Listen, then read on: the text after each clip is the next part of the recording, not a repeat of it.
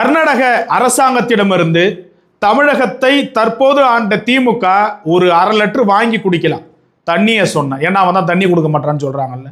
ஏன் இந்த வார்த்தையை இவ்வளவு கடுமையா சொல்றோம் அப்படின்னா, 2021 உச்சநீதிமன்றம் ஒரு ஆணை பிறப்பிக்கிறது. என்ன அப்படின்னா, உள் இடஒதுக்கீடு மாநில அரசு வழங்குவதற்கு வன்னியர்களுக்கோ அல்லது பிற சமூகங்களுக்கோ அதற்கான தரவின் அடிப்படையில் அவர்களுக்கான உரிமை உள்ளதுன்னு சொன்னாங்க. ஆனால் இதை ஒப்புக்கொண்ட திமுகவினுடைய அப்போது அரசு என்ன பண்ணுச்சுன்னா, இடஒதுக்கீடு கொடுப்பதற்கு உள்ளிடஒதுக்கீடு வழங்குவதற்கு நாங்கள் ஒரு ஆணையை உருவாக்கி இருக்கிறோம், அந்த ஆணையம் விரைவில் கொடுக்கும் நாங்கள். அதற்கு பின்பாக மத்திய அரசின் மீது அந்த குற்றச்சாட்டை சுமத்தினாங்க. இறுதியாக என்ன சொன்னாங்கன்னா, சாதிவாரி கணக்கெடுப்பு மத்திய அரசாங்கம் எடுக்காமல் தமிழகத்தில் இடஒதுக்கீடோ கொடுக்க முடியாதுன்னு சொல்லிட்டு முழுமையான பழிய மத்திய அரசாங்கத்தின் மீது சுமத்தினார்கள்.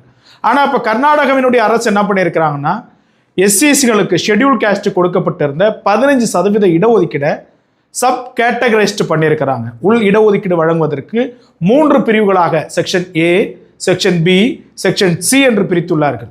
3 பிரிவுகளாக பிரித்து செக்ஷன் ஏவுக்கு 5.25, செக்ஷன் பிக்கு 5.25, செக்ஷன் சிக்கு 4.5, மொத்தம் 15% இடஒதுக்கீடை முப்பிரிவுகளாக பிரித்து 3 கேட்டகரைஸாக சப் கேட்டகரைஸ் பண்ணி அந்த மக்களுக்கு இடஒதுக்கீடு கொடுத்துருக்குறாங்க. இது குறித்து அவர்கள் சொல்வது என்ன அப்படின்னா, மொத்தமாக 15% இருக்கக்குள்ள எல்லாராலையுமே முழுமையாக பயன்படுத்த முடியல, யார் யார் பயன்படுறாங்கன்னு தெரியல, அவர்களுக்கு உகந்தவாறு உள்ளிடஒதுக்கீடு வழங்கினால் மட்டும்தான், அதாவது அந்த கேட்டகரி வைஸ் பிரித்து கொடுத்தா மட்டும்தான் அவர்களுக்கான மாற்றம் ஏற்படும், அவர்கள் உயர்வு பெறுவார்கள் என்பதனால் நாங்கள் இந்த முடிவை எடுத்துள்ளோம்னு சொல்லிட்டு மாநிலத்தினுடைய அமைச்சர், முதலமைச்சர் எல்லாமே சட்டமன்றத்தில் சட்டமன்ற மசோதாவை ஏற்றிருக்கிறாங்க.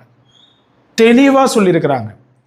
இங்கே இந்த மக்கள் முழுமையாக தெரியாமல் இருக்கிறதுனால அடையாளம் காணப்பட்டு வகைகளாக பிரிக்கப்பட்டு அவர்களுக்கு உரிய இடஒதுக்கீடு கொடுக்கப்பட்டு இருக்கிறது. எனவே எதிர்வரக்கூடிய குறிப்பிட்ட காலத்திற்குள்ளாக இந்த மக்களினுடைய உயர்வு அப்படிங்கிறது இந்த இடஒதுக்கீட்டினால், உள் ஒதுக்கீட்டினால் இருக்குன்னு சொல்லியிருக்கிறாங்க. இதுக்கு தான் சொன்ன காணொலியுடைய தொடக்கத்திலேயே கர்நாடக அரசாங்கத்திடமிருந்து ஒரு 1/2 லிட்டர் வாங்கி குடிக்கலாம் தண்ணியை. இதுக்கு வருவானுங்க கீழே அப்படியே அப்படிடா இப்படிடான்னு. நல்லா புரிஞ்சுக்கிங்க, யாரும் தேவையற்ற விமர்சனத்தை வைக்க போகிறதே கிடையாது. ஒரு சமூகத்தினுடைய உயர்வு, ஒரு நாட்டினுடைய உயர்வு சும்மா ஏதோ கேட்கல. ஒரு சமூகம் அந்த சாதிவாரி கணக்கெடுப்பை நீங்களே நடத்த முடியும், மக்கள் தொகை கணக்கெடுப்பை நீங்கள் நடத்த முடியும். ஆனால் ஏமாற்றிட்டு இருந்துட்டீங்க.